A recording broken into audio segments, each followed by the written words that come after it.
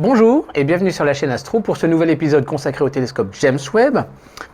Aujourd'hui, bonne nouvelle, nous avons reçu les deux premières photos de NIRCam, un des instruments du télescope James Webb, et deux photos qui ont fait quand même jaser un petit peu sur la toile parce qu'elles ont l'air d'être quand même copieusement foireuses.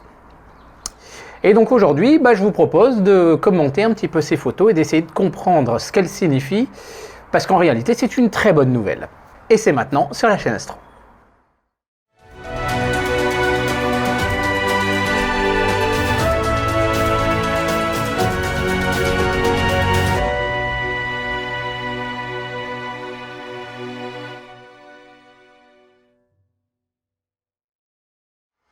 Alors commençons par un bref rappel. Déjà sur le fonctionnement de l'œil. Notre œil est constitué finalement d'une lentille, d'un iris et d'une rétine. C'est le même fonctionnement qu'un appareil photo numérique avec une lentille, un diaphragme et un capteur numérique. À partir de là, en fonction de la distance de l'objet, on peut faire la mise au point en faisant varier la forme de la lentille pour ce qui est donc de l'œil, et pour l'appareil photo, on fait varier la distance de la lentille avec le point focal. Il est donc possible de voir quelque chose qui est à l'infini, avec des rayons parallèles, la lentille, et ça vient converger sur le plan focal. Et si on regarde quelque chose d'un petit peu plus près, les rayons sont légèrement divergents. Il va falloir les faire converger un petit peu plus, alors on peut soit éloigner la distance de notre lentille, soit faire varier sa forme, c'est le principe de l'œil. À partir de ce moment-là, les deux photos que nous avons vues, c'est quoi? En fait, un télescope à miroir, comme un télescope Newton ou un télescope Ritchey-Chrétien comme le James Webb, à l'inverse d'une lentille, en fait, c'est un miroir et qui vient refléter la lumière vers l'avant. Et on utilisera un miroir secondaire dans certains cas pour soit l'amener sur le côté, c'est le cas du télescope de Newton, soit ramener la lumière à travers le miroir primaire, c'est le cas du James Webb.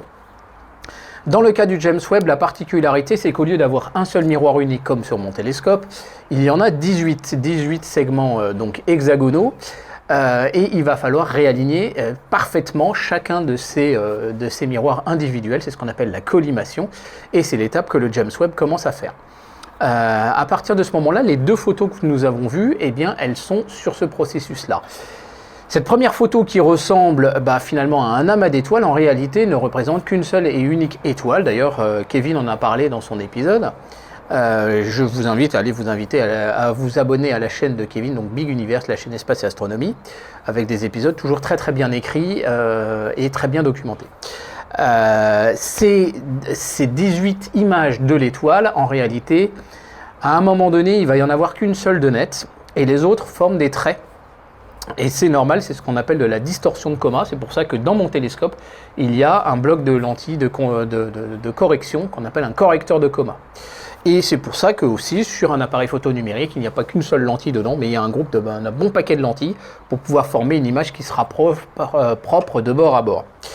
Et à partir du moment en fait où on est décalé, on commence à voir un trait au lieu d'une étoile, et c'est pour ça qu'un certain nombre de ces étoiles finalement sont plus ou moins divergentes. Donc l'opération consiste à bouger les différents miroirs pour trouver au moins un miroir bien réglé qui donne une belle étoile ponctuelle, et ensuite on va réaligner les autres par-dessus. La deuxième photo qui nous a été publiée sur le James Webb, là cette fois nous montre finalement un peu comme un selfie les miroirs proprement dit. Alors qu'est-ce que ça signifie? À l'inverse finalement d'avoir un objectif qui sont les miroirs qui viennent former une image sur le plan focal qui est donc NIRCam, là on rajoute une lentille supplémentaire devant NIRCam. Elle fait partie en fait de la roue à filtre de NIRCam. Au lieu d'un filtre, là c'est une lentille convergente supplémentaire. Le principe de ça, c'est que cette lentille convergente interne à NIRCam et son capteur deviennent comme un œil qui vont regarder la lumière qui provient du miroir du James Webb lui-même. Bien évidemment, ce miroir serait totalement noir puisqu'on est dans l'opacité, l'obscurité de l'espace, et en braquant par contre une étoile, on arrive à avoir de la lumière et on observera finalement la surface de ce miroir. Donc la mise au point de notre petit couple lentille capteur de NIRCam, la mise au point, elle est effectuée sur le miroir primaire proprement dit et non pas sur l'infini. Et donc, à partir de ça, on peut observer le miroir. Je vous propose de faire l'expérience de nuit avec ce télescope. Donc, en fait, ce que vous voyez à l'image, c'est quoi? C'est que c'est avec mon iPhone, Et vous avez la petite lentille de l'iPhone et son capteur, donc qui sont internes à l'iPhone, qui vont faire l'office de la lentille de NIRCam et de son capteur.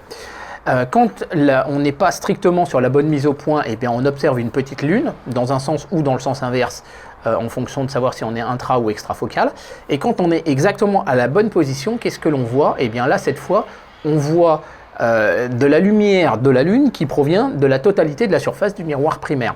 Et là, ça signifie quoi? Ça signifie qu'en fait, on est en train d'observer la surface du miroir primaire proprement dit, mais sur laquelle passe et se réfléchit en même temps la lumière de la Lune. Et si vous regardez bien, on arrive à voir les poussières qu'il y a sur le miroir de mon télescope. Donc ça permet finalement de contrôler l'état de surface de ce miroir. C'est hyper intéressant. Alors justement, cette fonctionnalité va être très très utile dans la vie à venir du télescope James Webb, parce que si jamais il venait par exemple avoir un impact d'un petit astéroïde, d'un petit caillou, enfin quelque chose comme ça, et qui viendrait éventuellement détériorer l'un des segments de miroir, ça nous permettrait de voir lequel. On n'aurait pas de moyen autre, si c'était éventuellement que de bouger les miroirs individuellement les uns par rapport aux autres. Enfin, ce serait assez compliqué. Et ce qui est prévu en fait, c'est de défocaliser complètement voilà, cette portion du miroir primaire au cas où il y avait un véritable problème majeur. Donc, cette selfie cam, si vous voulez, qui est intégrée au télescope James Webb, va être extrêmement utile pour pouvoir contrôler le miroir primaire. Quand on observe finalement, en ayant retiré par exemple un oculaire ou un appareil photo à travers un télescope, on observe donc la surface de son miroir primaire, et en fait vous pouvez faire l'expérience, c'est très très intéressant. Ça vous permet aussi de voir par exemple la turbulence. Et si vous mettez votre main devant, par exemple, vous allez voir éventuellement la turbulence, l'air chauffé finalement par votre main par devant votre télescope. Donc là, effectivement, le James Webb ne sera pas concerné par la question de la turbulence.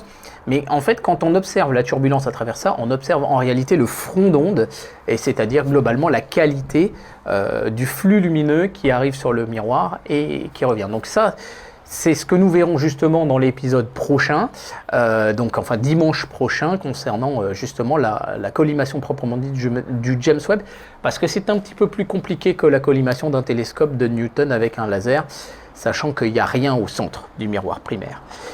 Donc voilà, on en parlera un peu plus dans le détail, mais en tout cas, ces deux photos sont une très bonne nouvelle. Elles nous permettent de nous dire qu'on a tout le nécessaire pour pouvoir justement faire la mise au point du télescope James Webb et donc à un moment donné de pouvoir arriver à voir cette fois des vraies belles images. Là, vous avez bien compris que c'était juste des petites images intermédiaires de calibration.